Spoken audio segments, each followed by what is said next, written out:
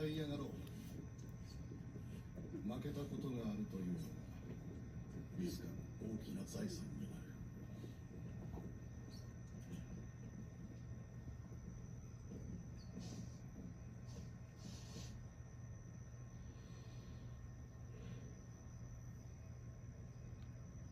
俺に必要な経験をください。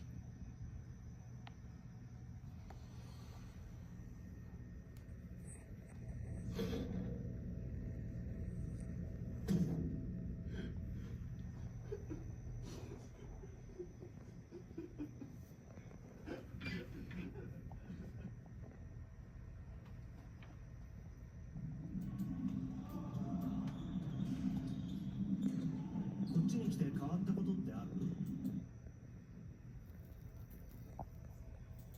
フィジカルですね。